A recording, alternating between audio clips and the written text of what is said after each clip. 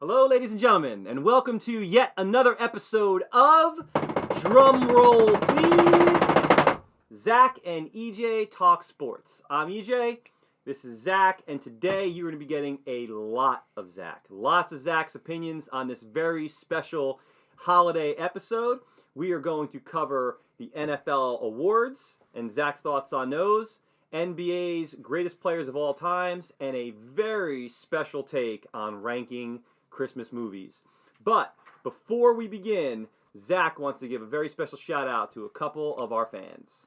Shout out to the number one fans of the show and my number one fans, my grandparents. Thank you for watching.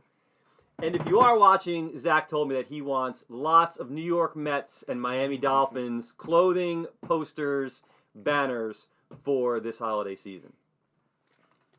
Okay, Zach, so I see you are well hydrated and ready to get into today's podcast. What do you say we pick up with the NFL and where we are right now with your thoughts on our front runners for the NFL awards? Yeah, starting with the MVP. It's been a weird NFL season because there's been no front runners for the MVP. Most of the QBs have been injured or inconsistent, and that is why this season I feel like Jonathan Taylor will win the MVP.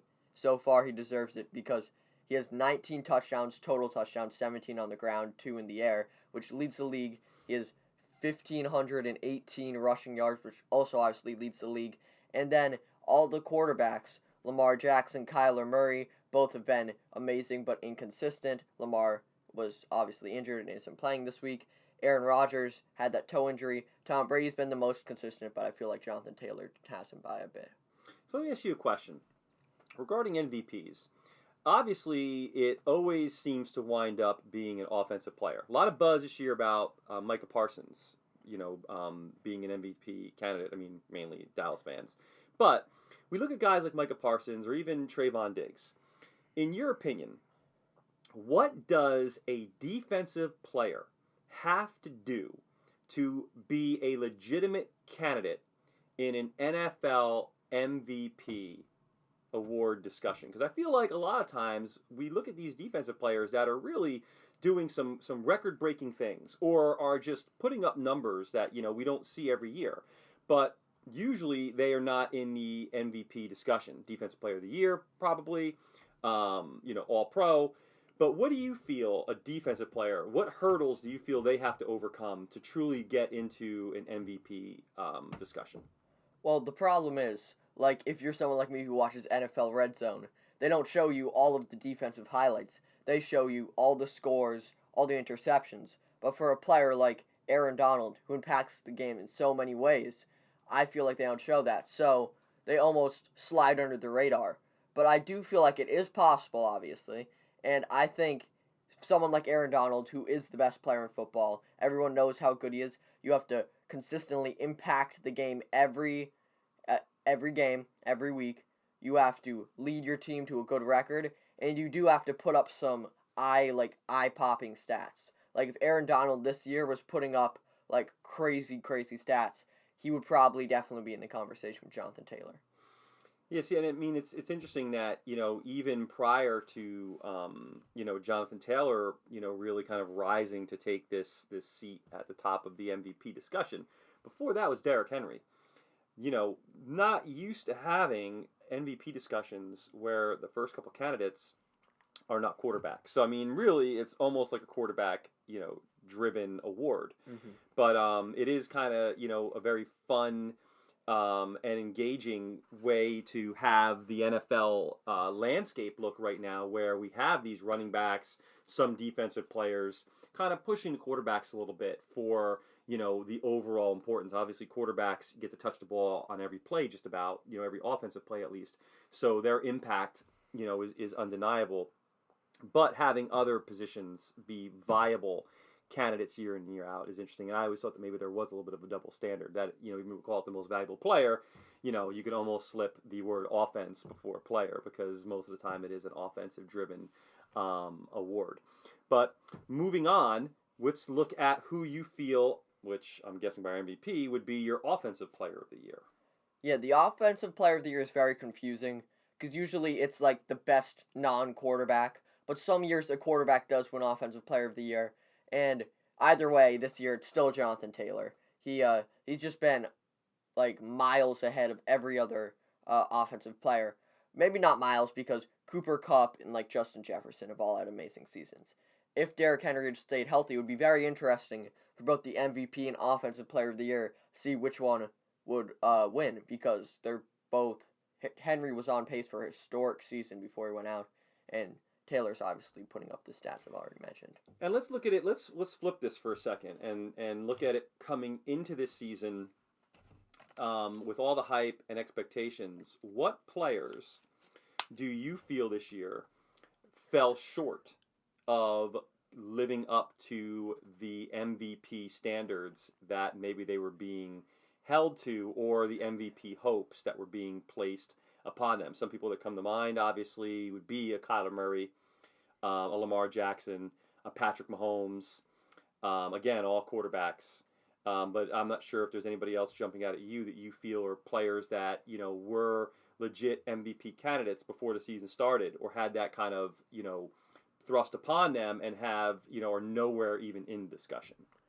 I feel like he's still in the discussion, but he shouldn't be. Matthew Stafford, coming into the year, everyone was saying him on the Rams is going to be explosive, and it was for the first, half of the season, but since then, the Rams have been struggling. They're starting to bounce back now, but Matt Stafford's been throwing a lot of picks.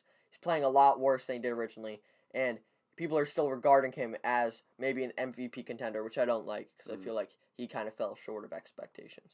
Matt Stafford, hot take. All right, well, moving on to defensive player, what are we thinking? Defensive player is really close, because obviously there's so many good defensive players, but I think he probably should have won it last year, even though Aaron Donald's the best defensive player in the game. This player should have won it last year, and I think he also deserves to win this year. TJ Watt. TJ Watt, you can't stop him. He's going to get on the quarterback, and there's nothing you can do about that. Last year, he played amazing. This year, he's leading the league in sacks again, and he's really leading that Pittsburgh team. I feel like also Aaron Donald and had to throw a Patriot in there, J.C. Jackson, both played really, really good this season, but I think T.J. Watt got this one. Okay. And where do you rank right now guys like Diggs from Dallas and Micah Parsons as far as the kind of year that they're having with their, both statistically and just their impact on that defense, or any other defensive players that you feel have, really kind of risen up to some prominence this year? I feel like Micah Parsons, he was right there. He was probably 4th or 5th when I was considering it, and the other guy in that top 5 was definitely Myles Garrett. Myles Garrett, he was the number 1 pick back in 2016, I believe. Mm-hmm. No, 2017. In 2017, and he's been good but under-recognized the last few years, and then this year he's just exploded. And for Diggs, I feel like Diggs is very overrated, because while he gets interceptions, that can change a game, he also gives up a lot of yards. If I'm a receiver, I would like to play Diggs, because that means he's going for interceptions. That's what he does. He tries to break open the game, and that can really help in some situations. It can hurt very big in some situations. That's why I don't think he's really in contention. Yeah, Micah Parsons has 12 sacks. As far as sure, it's pretty good. All right. Are we looking at comeback player of the year? I feel like for comeback player of the year, it's between Dak Prescott and Joe Burrow, both who had season-ending injuries last year. And I'm going to give it to the Dak Prescott, because the Cowboys have a slightly better record. And I feel like that offense is so explosive, and that's because of Dak Prescott. It's interesting because, again, comeback player of the year, do we look at that award on just an individual's statistics or the individual's impact on the team? So what are your thoughts on that? Comeback player of the year, should it be focused on the statistics of the player or how that team performs both with and without the player in their lineup? I think it should be more impact. Because you look at the Cowboys last year, after Dak, Zeke could do literally nothing. He was a blocking running back after Dak went down. And I feel like he's back now, and their offense and their defense, because of him, are starting to click a bit more, and they're back in the playoffs. For the Bengals, also Joe Burrow obviously has insane impact. So that's why it should be impact. Because if you just look at statistics, it doesn't really show the full story of how a player affects the game. And speaking of that, and gonna get a little off track here, but let's look at it from the opposite side. Where do you put the value of a player like Christian McCaffrey, who has shown all this promise, but is the opposite, can't literally stay on the field, and as a running back, which is a position where one of the most traumatic positions to the body to play. What has your perception and your opinion as to Christian McCaffrey's impact as a long-term player changed with basically now 2 solid injury-plagued seasons? I feel like Christian McCaffrey, who used to be the best running back in football, coming into the last 2 years, he was supposed to be best running back in football. In both years, he's had too many injuries. I think, unfortunately, somewhat like Todd Gurley, his career is starting to shorten because of all these injuries. I think he definitely comes out next year and stays healthy, which is very unlikely, but if he does, he will still play as one of the best running backs in football, but he just can't avoid the injuries at this point. Yeah, I mean, running backs are really, really tough to gauge in terms of their ability to, stay healthy, because sometimes you could have, freak injuries that just seem to mount, or reoccurring injuries to problematic spots. Feet, knees for running backs are always really, really damaging injuries to have when they keep recurring. But let's look at it, like, guys. Like right now, let me throw a couple names at you, and you tell me which player you would have more faith in going into next season. Christian McCaffrey, Saquon Barkley. I would say Christian McCaffrey, because Christian McCaffrey's a much better player, because since Saquon's been back this year, he just hasn't been the same as he was in his first season. He got injured during his second season. Yeah. But during his first season, he hasn't been the same as he was in his first season. Christian McCaffrey, when he's healthy, even this year, in the games he played, he's been amazing. So I think it's really the injuries for both of them, and if McCaffrey's healthy, he's just so much better. So McCaffrey. Okay.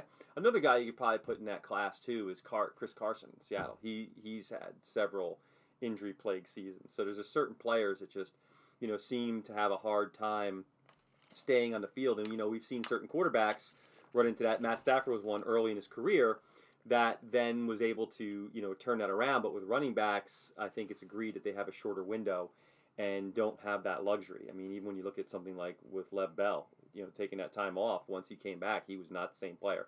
Now, granted, running behind the Jets' offensive line is quite different than running behind the Steelers' offensive line. But, okay. Any other NFL awards that you want to touch on? Yeah, I'm going to talk about the Offensive Rookie of the Year, because it seemed like it would be not even close to beginning of the year. It's got much closer because of the way Mac Jones has played, the way Jalen Waddle has played. But even as well as they've played, it's still Jamar Chase. He's still going to win it. He's that good. He's automatically rookie year, came to the league, and been one of the best receivers in the league. And I feel like because of that, you can't say the same thing about Mac Jones. He's been effective. He's been helping the Patriots win, but he doesn't have the star power that Jamar Chase has. Now, another opinion I love of yours is today's is thought-provoking day. So, do you feel it is a product of the way the NFL game is shaped right now, or just the quality of talent that is coming out of college football, where we are seeing more and more rookies? Not just one, not just two, but we are seeing, sometimes 5 to 7, sometimes even close to 10 rookies have a very impactful, role both on their team, but then also in the NFL. Where is it the fact that most of these rookies, and if we look at it just with quarterbacks, are coming into the league, and you have them on what's a rookie deal? 5 years?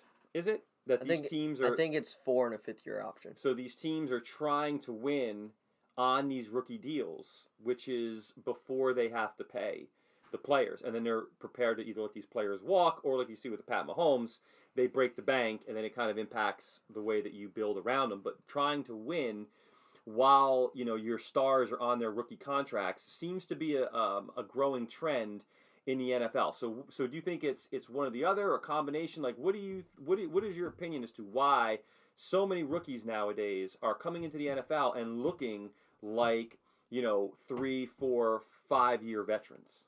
I think it's a mix of how talented college football is, especially if you go to like Oklahoma, Alabama, or Clemson. You're going against already NFL quality opponents. But as you see, when quarterbacks come to the league, they mostly struggle more, and they can play for more longevity. When running backs and receivers and corners, when they come into the league, they usually need to and do perform off the bat because of the quality they play. But also, like, if you look at receivers, when they come to the league, the corners they're facing, unless they're young, are probably old. They're a bit wear down, and that's because of the intensity of the NFL. Most players probably had some injury or another. So when the young players come in and they're pretty injury free, it's open for them to dominate. I'm pretty sure now with all the talk about Urban Meyer being fired, and I'm not sure if you have any thoughts on that, but one of the things that he had said early on, I think after his first game, he said in the NFL it's like playing Alabama every single week.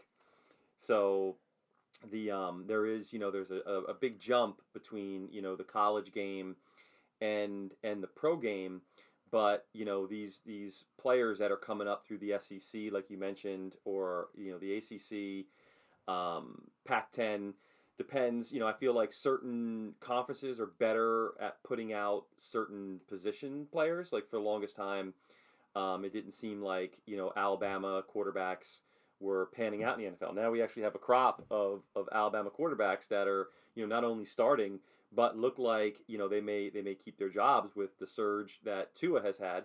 Which, by the way, since my prediction last podcast about the Dolphins making a run, they have not lost. Tua seemed to be the last man to that table, and I'm still personally not sold on Tua, but with Hurts, Tua, and Mac Jones, all kind of making an impact, it's definitely kind of changed the perception, for me at least, of how Alabama quarterbacks perform in the NFL. So, how about Defensive Rookie of the Year? For Defensive Rookie of the Year, I feel like it's a walk away for Micah Parsons. He can play in coverage, he can make tackles, he can get on the quarterback. He has 12 sacks, 57 solo tackles. And tacos, don't matter. And really, no other rookie really comes close to that. Pat Surtain's played really good for Denver, but besides that, I don't think anyone really comes close to Parsons. Yeah, and we're shaping up. We're coming down the stretch now where a lot more is becoming visible to us in regards to players separating themselves from others statistically.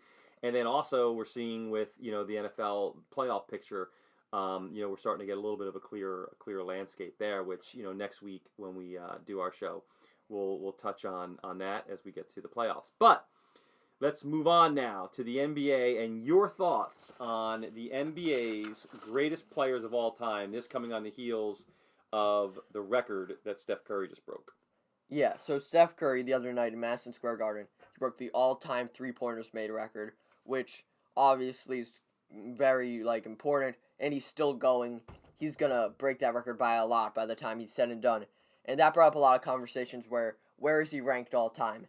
And personally, I feel like Steph Curry is the 8th best player of all time. 8. And so my rundown of the top 25 and where Steph Curry lands is Michael Jordan's 1. I don't think there's very little LeBron can do to change at this point that Michael Jordan is greater than him. I'm not saying Michael Jordan will forever be the GOAT. Someone one day, maybe Giannis, maybe Luka, maybe not either of them. Someone could definitely pass Michael Jordan someday, but I don't think LeBron will ever pass Michael Jordan, and he's number 1. He's the GOAT. LeBron's 2, though, and Kareem Abdul-Jabbar is 3. I feel like that 3 is pretty undebatable, undisputed, if you really know a lot about basketball. Then 4 through 10, you could really put it in any order. But at 4, I put Shaq. Shaq is the most dominant player of all time. You couldn't stop him. He kind of wore down throughout his career, but when he was on the Lakers, you could not stop Shaq. He was the best player in the league. He's the fourth best player of all time. I think Larry Bird's number 5. Larry Bird sometimes gets overlooked because he had such a short prime, but in that prime he won 3 straight MVP awards. Larry Bird, there's not much more you have to say. He's the 5th best player of all time. And then Kobe Bryant 6. Kobe Bryant. I was going to ask about Kobe. He's the only other guy you could argue is top 3. Some people say he's 1, some people say he's 2. He's great. He's like a bit worse than Michael Jordan. He's like Michael Jordan with a bit of a discount. But he was great. He won 5 championships. 3 of those you could say Shaq. Without Shaq, he wouldn't have won those. But the next 2, that was Kobe Bryant. He's a one-time MVP. You look at one-time MVP, you don't think Kobe Bryant. He probably deserved more than 1 MVP. But, yeah, 6th greatest player of all time. Then at 7, here's where it really gets like, you could really put anyone 7 through 10. At 7, I said Tim Duncan. I think him and Kobe Bryant are as close as it can get. They have the same amount of championships. Tim Duncan has more MVPs, but also Kobe is kind of more iconic. He's more of a star.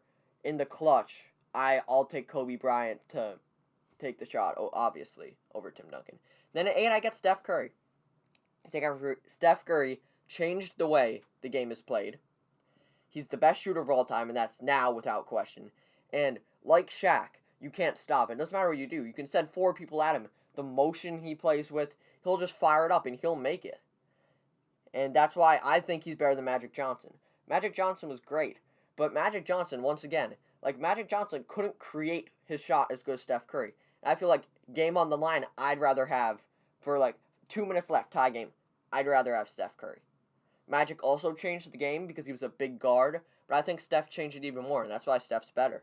And then at 10, I have Hakeem Olajuwon. Hakeem's the best defensive player of all time. My personal favorite player of all time. And, yeah. Then at 11, Dirk Nowitzki. And 12, Kevin Durant. They were really close. The reason I put Dirk over KD is because KD has 2 rings on a super team. Mm-hmm. Dirk has 1 ring where he beat a super team in the finals. And LeBron probably would have 1, maybe more if he'd stayed in Miami, more rings. He really, the Spurs and Dirk really changed that. So I feel like Dirk, that 1 ring, that is more value than KD's 2 rings. So let's break this down a little bit. First of all, when we're discussing the greatest players of all time, tell me what the criteria is. What factors, let's say 2 to 3 factors that you're looking at when evaluating these players. So when we're talking about greatest players of all times, what are the focal points? What I look for is number 1, accomplishments. What did you accomplish in your career? Championships, MVPs. Okay. Then I also look at your talent level. Someone it's not like I'm saying Kobe Bryant's better than Robert Horry, even though Robert Horry had so many championships. That's not the talent level I'm talking about. Kobe Bryant versus Tim Duncan. Who was more talented? Mm-hmm. Kobe Bryant. And those are really the 2 things I look at. Because, Larry Bird, he was so talented, he also had the accomplishments. Every player on this list has the talent and has some sort of accomplishments. Okay, so let's make this argument. If we have a defensive strategy called Hack-a-Shaq, because Shaq wasn't able to consistently hit free throws, explain or make the argument to me as to why he would be considered an all-time great player over, say, for example, Kobe Bryant and Tim Duncan. Kobe Bryant and Tim Duncan to me are players on the list that I could easily see being absolute top 5, maybe even top 3.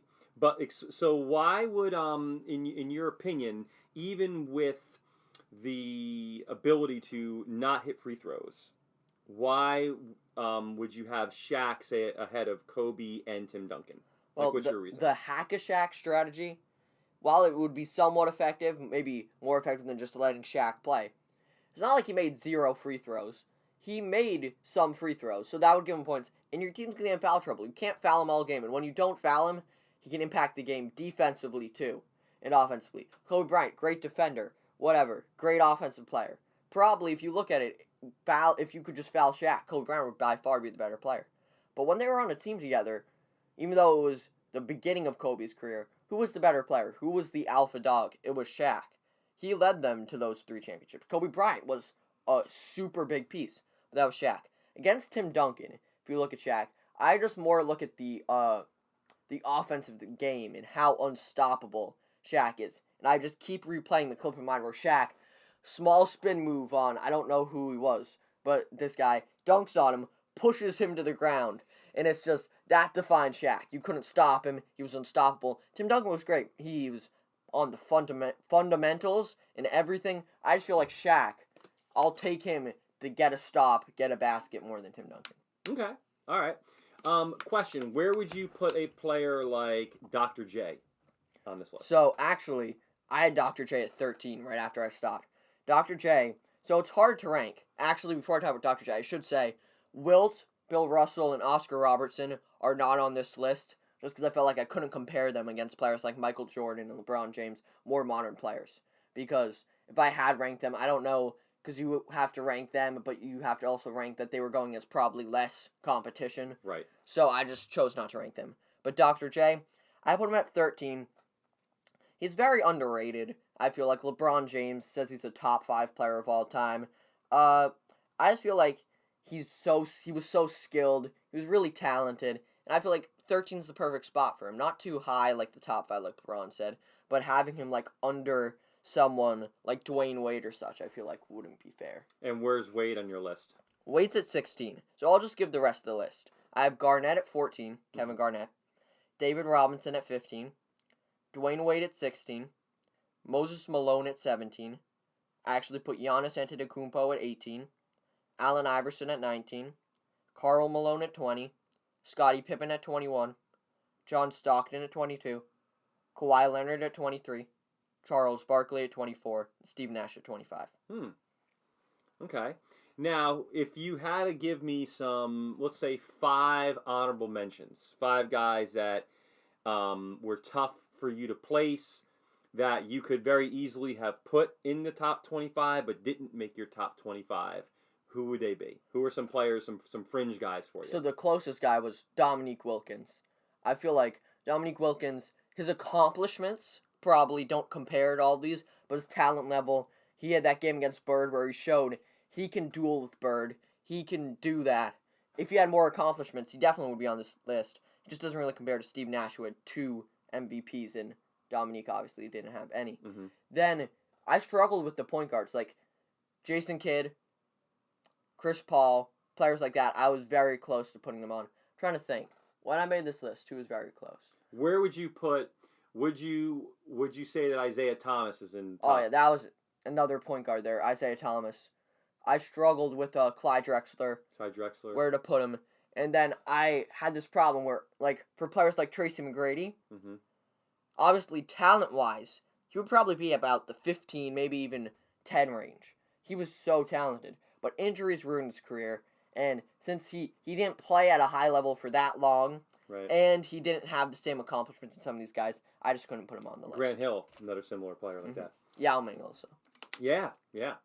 All right. Well, I mean, I think that we're going to have to do a follow-up list with either the all-time greatest busts or the all-time unsung heroes. So we're going to see those, and if anybody wants a complete list of Zach's top 25 of all time, we will have a description in the link, and you can download or check it out, and feel free to let us know who you think should be on the list or be removed from the list. So, since we have lots of holiday festivities to get to, we are going to put a nice big old bow on today's podcast and get into talking about some Christmas movies. But we are not going to do it in the all-time traditional way of maybe giving our favorite movies or ranking our movies. We are going to be taking characters from all the Christmas movies and putting together an NBA super team. And Zach has given some thought to who his all-time Christmas movie basketball super team would be. Okay, so I have a 10-man rotation and a head coach here from Christmas movies. Most likely everyone watching this will know what all these movies are. So at the point guard, I put Ziggy from the Christmas movie Ziggy's Gift. He also wasn't only Christmas, but he's pretty much like, he's super magical. You can tell he can shoot. Like, he's like really short. If you don't know who Ziggy is, I assume you will. Ziggy at the point. At the shooting guard, I put the Grinch. The Grinch, in one night, he hit every house. He was like, it shows some insane athleticism. But I feel like the Grinch is more like a Rodman type player. Scrappy, feisty, get in there, maybe throw an elbow. I feel like that, but I also feel like his like scoring and his overall game will be that. So I think he would be more like Michael Jordan. Because Michael Jordan was also very scrappy. The Grinch has shown us some footwork and some. I think the Grinch will do anything to win, but he'll have the skill there. Then at the 3, I have Mother Nature from The Year Without a Santa Claus. Mother Nature is pretty much just there to play some defense and stand in the corner, hit a 3. She provides some spacing and the calming presence on the team. At the 4, we have a tower, like towers of power at the 4 and 5. At the 4, we have the Ghost of Christmas Present from the Christmas Carol, any Christmas Carol you want. Perfect. You can tell his size is insane. You can tell he'll dominate you in the paint, but he can also take it out to the three-point line and splash it, somewhat like Dirk. Mm-hmm. And then at the 5, we have the Bumble, the abominable snowman from Rudolph the Red-Nosed Reindeer. All right. He's just, you can tell, he can bounce. He's got some bounce off the floor. He'll hit you in the post. He'll just come right at you, and he's not afraid of contact. Then as our 6th man, the backup point guard, we have Wayne from Prep and Landing. Prep and Landing is a Christmas special. It's not a movie. About 2 elves. Pretty much they set up the houses for Santa. And Wayne, you can tell, he's unselfish eventually in the thing. He starts selfish, but then he becomes unselfish. So we want late movie Wayne. He's not afraid to pass, but he'll also take it himself. He'll shoot it up. He's experienced. All right. Yeah. All right. Then at the backup shooting guard, I have Yukon Cornelius from Rudolph the Red-Nosed Reindeer. He's just a big guard. You can tell he's got some solid size. He's almost like Magic Johnson, a big guard. He'll be in there. He'll pass the ball. He'll play some defense. He'll lock you up. Then at the backup small forward, I have the hitchhiker from the Polar Express. All right. You can tell he's really strong. He sits on top, hangs on top of a train for a whole train ride. He's magical. He can like poof around. I don't know what the real word for that is. But yeah, he'll bring some scoring also off the bench. The backup power forward, I have Frosty, the snowman. He's a lot like Charles Barkley, the round mound of rebound. He's just going to be down there. He'll hit you in the post, grab the rebounds, really help out the team. And then at the backup center, I have Buddy the Elf from Elf. In Elf, we even see like a scene of him playing basketball, and he just seems dominant. So that's why he's backup center. Then at head coach, I have Sam the Snowman from Rudolph. You can tell he's calm, he's cool, he's collected, he's experienced, he's pretty dressed up. You can tell he's a head coach. Well, okay. I love your list. I'm going to throw a couple guys at you here. I'm going to start with some basic ones, and you tell me if there's any room for them on your team. Now, the first, deep cut and bonus points for anybody that knows this name, Howard Langston. Howard Langston is the mattress salesman from Jingle All the Way, played by Arnold Schwarzenegger. So is there any room for a feisty Arnold Schwarzenegger on your team? I've actually never seen that movie. I don't know who that is. But Arnold Schwarzenegger, I mean, I'll take him. He can, honestly, he won't even play. He can just be off the bench. He'll come in. If we need someone to throw a fist, throw an elbow at someone, take down the other team's best player when they're coming to the rim, we can put him in. Sinbad was also in that movie, but we're just going to go with one guy who also would have no problem, I think, making the squad. But we will we'll stick with just Schwarzenegger on that one. What about the dad from A Christmas Story as a potential coaching candidate? So, what I was looking at when I was doing this... Shut up, Ralphie! I feel like he would be an interesting coach, but he's not very calm. I feel like he would get mad at people. Also, when I was looking at this, I wasn't doing real people, because that kind of takes away the point, except for Buddy the Elf. I was more doing, like, make-believe characters, because if you do, like, real people and their actual height, it's more like that. But as a head coach candidate, I don't think he would be that good. He would have no chill. Like, a lot of the NFL head coaches, he would just be yelling at the refs. He would get ejected every game. I don't think it would be a good fit. Gotcha. Last question, and this is the controversial one. Die Hard. Is it a Christmas movie or is it not a Christmas movie? I've actually never seen it, but I've heard it's not a Christmas movie. Not a Christmas movie. Die Hard, not a Christmas movie. So that would leave John McClane, played by Bruce Willis, star of Die Hard, off our potential list, who I thought would have made a phenomenal point guard. I mean, the guy could take out a whole giant tower filled with bad guys. He definitely could probably run the point on our squad. But not a Christmas movie. I absolutely think that Die Hard is a Christmas movie, mainly because it takes place on Christmas, and also, most of the time when it's aired, it seems to be aired on Christmas. Well, also, on that point, that's the same thing as Home Alone. Home Alone is not a Christmas movie. I mean, it's set at Christmas. There's Christmas trees. The point is, the family wants to be with him on Christmas. It has nothing to do with Christmas whatsoever. It's really a crime movie, pretty much. Yeah, and who's the real bad guy in Home Alone, you ask? It's Kevin. I'm gonna say the mom. How do you have a child and not realize before you actually land in Paris that your child is not with you? And also, what mom leaves all her kids back in coach and is chilling in first class on the plane over there? I'm gonna say the mom is the bad guy. Now I know she makes up for it in the end by riding the truck. But she did also have like 15 kids. If me or you had 15 kids, we probably wouldn't be able. If we had 14 instead of 15. We don't know which one's there. But also, the big brother in that movie's pretty... He's pretty rough. We got a couple candidates in that one. Yeah.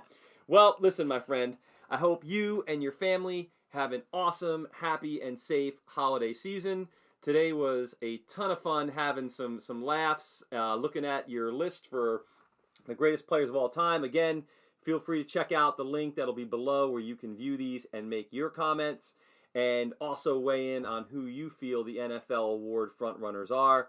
Next time we are back, we will be looking at the NFL playoffs. We will be looking at MLB's hot stove. And we will be looking at where we currently are in midseason in the NBA. Till then, have a great holiday season and stay tuned. Take care.